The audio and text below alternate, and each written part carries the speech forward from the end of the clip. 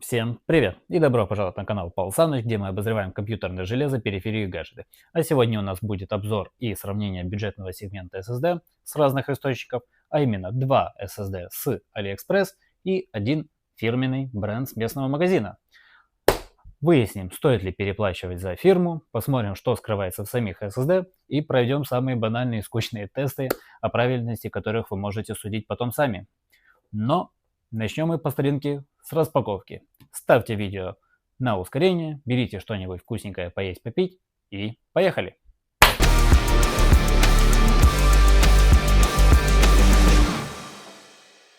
Итак, давайте начнем с распаковки. Где что я, если честно, даже и не знаю. Так что будем сейчас смотреть. Оп. Это у нас карман. Карман мы оставим на потом. Бенники. Так, это у нас карман. Уйдет он в сторону. И давайте начнем с этого. Ого. Ого. Это у нас самый обыкновенный китайский Kingspec. Называется он у нас, как он там у нас называется, XG7000. Давайте его вскроем аккуратно. Это у нас Kingspec XG7000. 7000 означает, скорее всего, приблизительные скорости. Производитель заявляет, что у него гарантия на 3 года. Проживет он столько или не проживет, это, конечно, дело никто вам толком не скажет. По скоростям от производителя, конечно, рисует у нас на 7400 на чтение и 6600 на запись. Так это или нет, мы, конечно же, это узнаем во время тестов. Сейчас прям мы этого не знаем. Сколько он будет держать, тоже никто не знает, хотя производитель пишет, что у него есть 1000 циклов перезаписи. Конечно, это будет не объективно говорить о том, что он проживет, и рекомендовать я вам его, конечно же, не могу, потому что сам не знаю, будет он столько жить или нет. Но в любом случае его цена на AliExpress там в районе $60. И его, в принципе, можно купить как для игр, так и для обычного пользования. Поддерживает он PCI-Express 4-го поколения. По типу NAND памяти производитель сам, походу, не знает, потому что они пишут TLC или QLC. Мы его чуть-чуть приоткроем, снимем вот этот вот радиатор и посмотрим чуть позже, что там за тип памяти. А кто не знает, что типы памяти отличаются, вот то, что я назвал TLC и QLC. Если вы задаетесь вопросом, что это такое и в чем их разница, для тех, кто не знает, TLC имеет 3-битную ячейку памяти, отсюда и название Triple Level Cell, а QLC это Quad Level Cell, значит 4 бита на ячейку памяти. Чем плотнее ячейка памяти, тем дешевле выходит 1 гигабайт, но в этого есть последствия.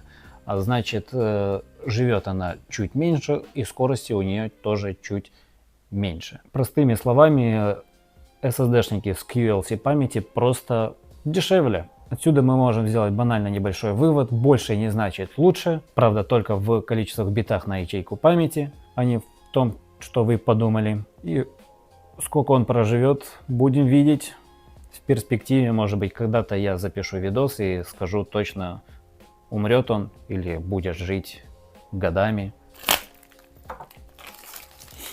А с этим SSD-шником у нас что-то не так, а именно название не так. Называется, точнее, он не так, это NV7000T. У них там есть разница, просто 7000, есть 7000T. Насколько я понимаю, в 7000 без буквочки T у него еще в комплекте идет радиатор. Но цена на плюс-минус где-то $10 больше. Есть ли смысл переплачивать за радиатор? Да, если у вас нет встроенного радиатора в материнской плате или где вы там его используете. Тогда да, конечно же, заказывайте лучше без буквочки Т с радиатором. Производитель заявляет те же самые скорости, что и на Kingspec, а значит тоже 7000 на чтение, но правда на запись он почему-то не пишет, только в картиночках, что он якобы поддерживает 6600. Так это или нет, опять же мы это проверим. У него уверенно написано, что тип памяти NAND TLC.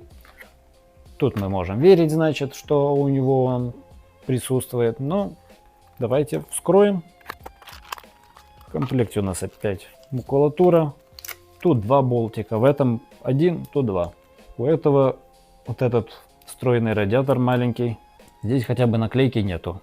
Ну, точнее, она есть, но она не приклеена, и все видно, не надо ее срывать. Это, конечно, плюс, если вы хотите установить это прямо в материнскую плату, и не надо вот это отрывать, потому что можете нечаянно оторвать сам какой-то компонент, не знаю. Такое всегда возможно, так что лучше не рисковать, и хорошо, что они его положили в комплекте, не приклеили сразу. С ним у меня никаких вопросов нету, по описанию все хорошо, цена плюс-минус такая же самая, там разница у них копеечная, как и в самом Кингстоне. Кингстон, понятное дело, это нам известная фирма, я уже сказал, что это золотой стандарт для многих среднебюджетных и низкобюджетных сборок. В комплекте у него, походу, ничего нету, никаких болтиков, никаких радиаторов. Давайте тоже его откроем. Так, у нас вот таких вот 3 SSD. Это давайте отложим в сторону.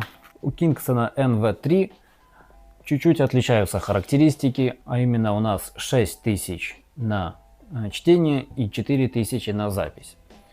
По цене он абсолютно такой же самый, как и эти. Отличия у них там колеблются там очень маленькие. Взял Kingston для проверки, что лучше. Давайте сейчас снимем с этих двух наклеечку и посмотрим, какие у них чипы. Что я могу сказать по чипам памяти? Я, конечно, не специалист по чипам, как и по многим устройствам, но найти здесь известный мне чип я не могу, кроме, понятное дело, как Kingston. Тут ни Samsung, ни кто-либо другой. Это надо будет пробить в интернете. Я это, конечно же, пробью. Чуть позже я вам расскажу более детально про эти чипы памяти. А сейчас давайте распакуем последний наш продукт, а именно карман.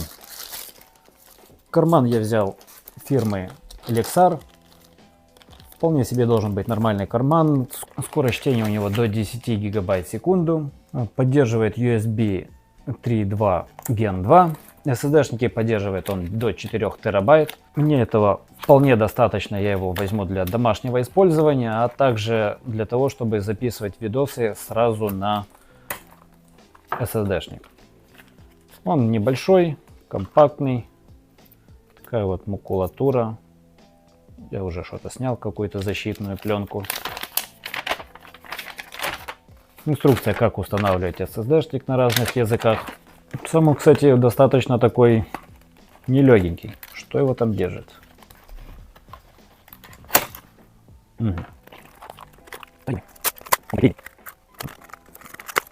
Зачем его приклеили?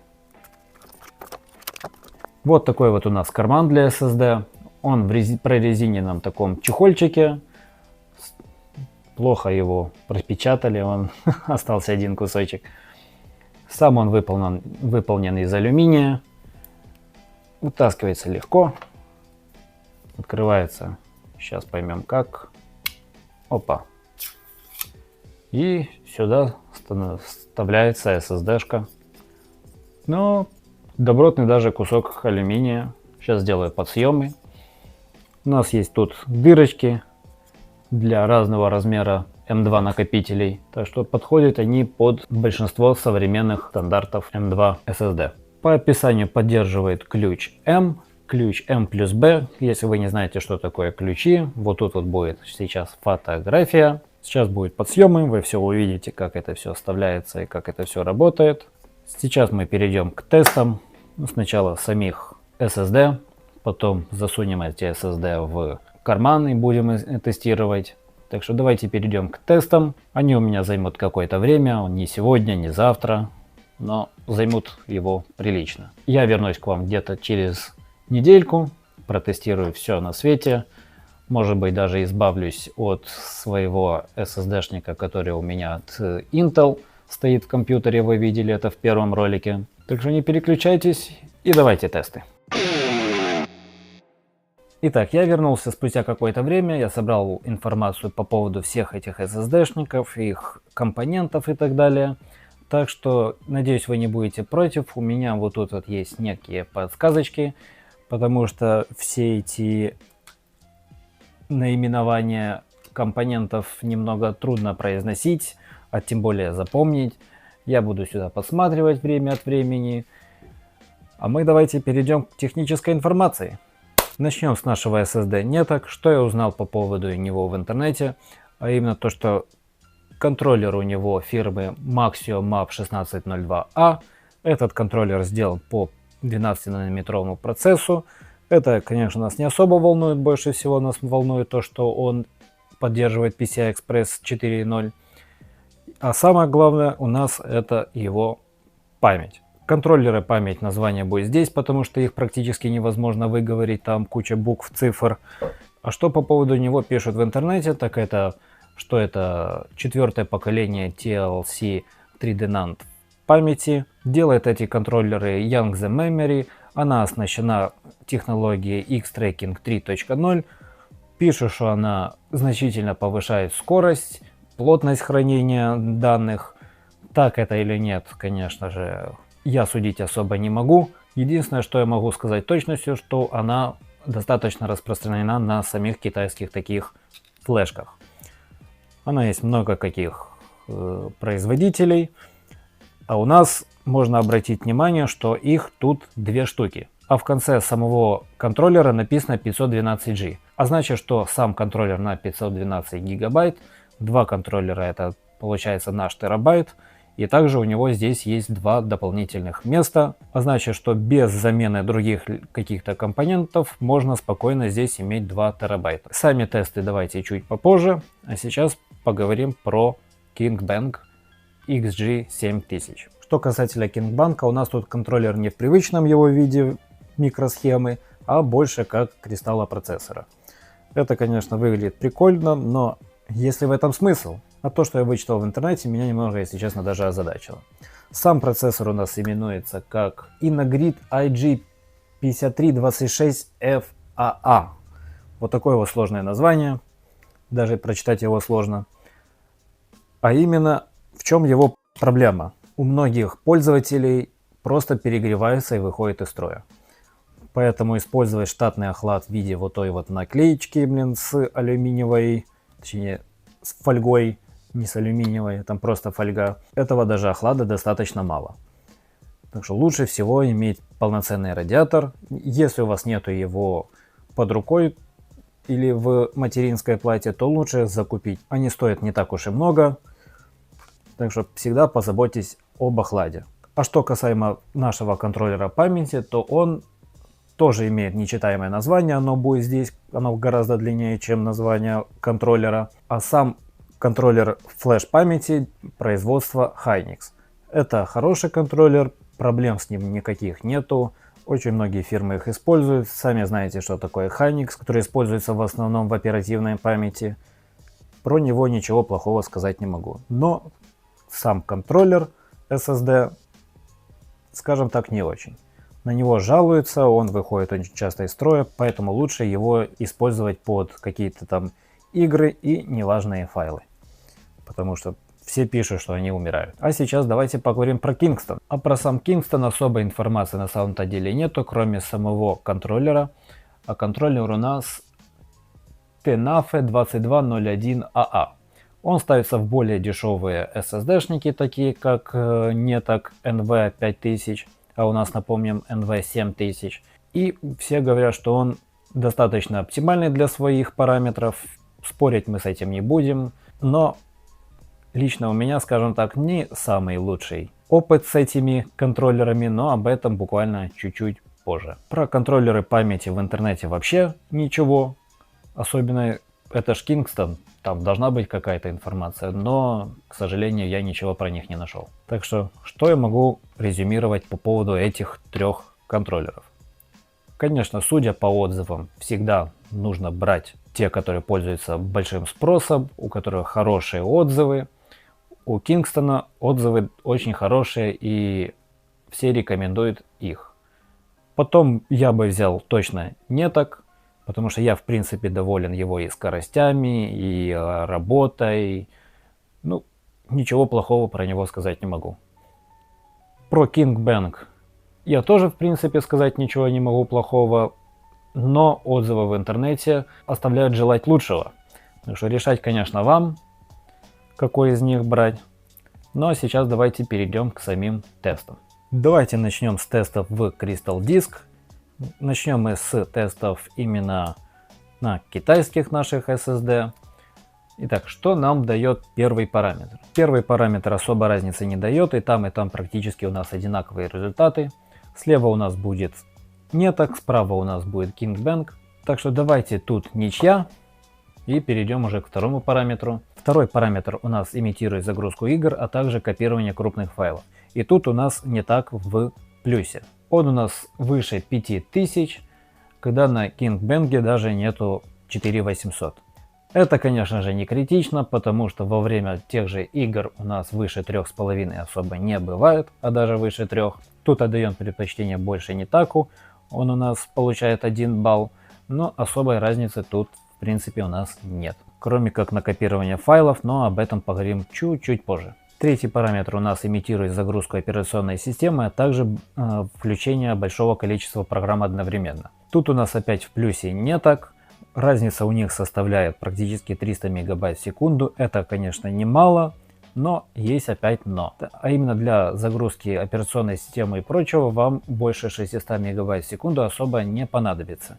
Так что и KingBank, и Netak, они выходят за пределы максимально допускаемых, скажем так, скорости. Это, конечно, плюс, но тут же отдадим очко именно Netak. Конечно, может быть, где-то что-то отличается, но саму информацию я черпал из интернета и даже из того же самого ChatGPT, так что конкретизировать эти данные я особо не могу.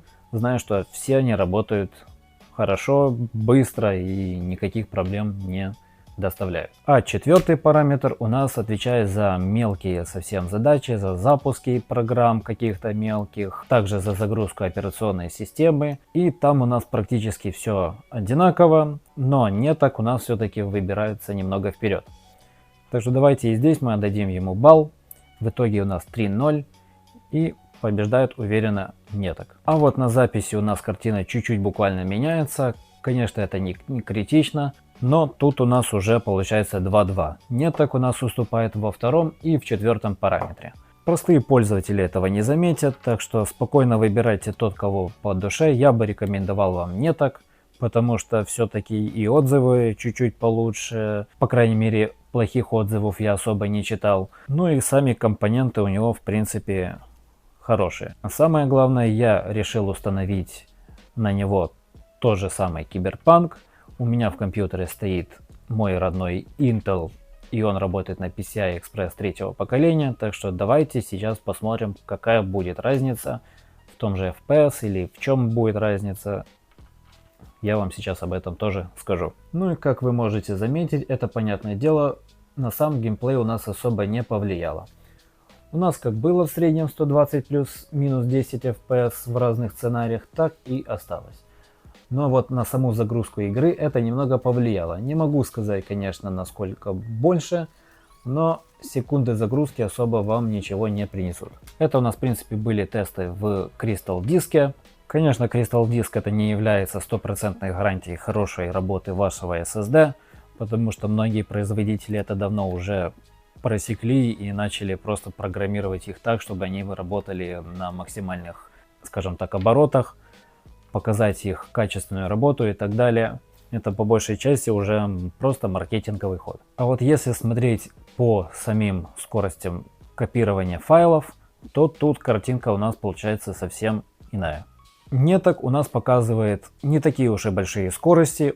У него получается в среднем на продолжительной закачке около 60 мегабайт, в то время как у KingBank оно выходит за пределы 60, но у него она нестабильная. Она то 60, то 80, то падает до 40, и вот это вот чехарда туда-сюда, оно может привести к перегреву самого SSD, а также выходу его из строя. Это не есть хорошо на самом-то деле, но и в принципе не есть плохо. Единственное, что я могу сказать, что у них разница в работе есть. Хоть они показывают практически одни и те же результаты, но по факту скорость загрузки, записи и так далее у них в принципе разная. Если вам нужны, конечно, сверхскоростя, вам эти SSD-шники не подойдут, но и за такую цену вы сверхскоростей тоже не получите. Это бюджетные варианты SSD-шников, и они подойдут для тех же самых игр, там каких-то мелких задач. Если вы работаете там с графикой или чем-то еще, это не тот вариант. Сейчас вы задаетесь вопросом, а почему нету тестов на тот же самый Kingston, ведь ты его взял, ты его распаковал, показал, все дела. А я вам скажу одно, хоть это и фирма, хоть он и разрекламированный, но это не значит, что он лучше китайцев. А не лучше он, потому что он, сука, сдох через 2 недели после моего использования. Я просто на него записал свою коллекцию фильмов, и на просмотре Формулы-1 он, блядь, выключился. Конечно, поначалу он тоже вырубался, но это решалось путем просто передергивания. Но потом он в один прекрасный момент отключился и больше не включался. Я, конечно, попытаюсь его поменять, прийти в то место, где я его брал. Но из-за того, что я снял этикетку, понятное дело, гарантия закончилась. Что будет с этим дальше, я не знаю. Я сейчас пойду его менять. Вернусь, наверное, буквально через мгновение. Для меня это пройдет пару часов. Ну и подведем итоги. Но в любом случае, Кингстоном я недоволен. У меня будет вторым SSD, это Неток, потому что он достаточно показал стабильные результаты и у него нет плохих отзывов. Под хранилище игр, а также фильмов я пока что буду использовать KingBank, а вот основную роль пока что у меня так и останется мой Intel. Он живет долго, он живет хорошо, конечно его лучше поменять, потому что у них все-таки есть срок годности, но об этом потом. Если мне поменяют в магазине его, то окей, но если нет, так и скажу буквально через мгновение. А что я могу сказать насчет вот этого вот кармана? Скорости он держит, конечно, не ахти, в основном он работает на 20 мегабит в секунду. Это не намного больше даже, чем мой прошлый жесткий диск, так что сказать, что он супер, не могу. Но давайте вернемся, когда я уже разберусь с Кингстоном. Итак, я вернулся с новостями по поводу нашего страдального SSD Kingston NVMe 3. И что я могу подытожить? Магазин отправил его в сервис-центр. Сервис-центр сказал, что там сорвана наклеечка, и восстановлению и гарантийному обслуживанию он не подлежит. Так что он, считайте, уже мусор. Я, конечно, буду продолжать им морочить мандебейцелы, но это вряд ли даст какого-то результата. И исходя из прошлого видоса про оперативу, из этого видоса про SSD, можно сказать, что с Кингстоном мне особо не везет, скажем так. Там чипы не те, тут он просто вообще умер. Ну, благо тот еще продается, и может быть я какую-то копейку верну. NV3 я особо советовать другим людям не могу из бюджетного сегмента. Лучше взять тот же самый Неток. Да, скорее всего у вас не будет гарантии, если вы его возьмете на AliExpress. Но также они продаются и в обычных розничных магазинах. Ну, лично у нас. Как у вас я точно сказать не могу, но по крайней мере советовать я его могу. У меня он работает, все с ним хорошо, никаких просестов, вылетов и так далее. Я, конечно, еще возьму другой Kingston, более премиального варианта, и сравню его с другими премиальными SSD-шниками, может быть даже с того же самого AliExpress. Все эти видосы выходят достаточно мне в копеечку, так что поддержите, пожалуйста, подпиской, лайком, это поможет моему дальнейшему продвижению. А также в моем телеграм-канале вы можете найти ссылки на все товары с AliExpress, которые я заказывал. Сейчас телеграм-канал не особо таки развит, но в дальнейшем я буду стараться над его развитием. Пока что это только начало, дальше будет интереснее, будут новые рубрики. Так что не забывайте подписываться на телеграм-канал. на сам YouTube канал. На этом я с вами буду прощаться и всем пока-пока.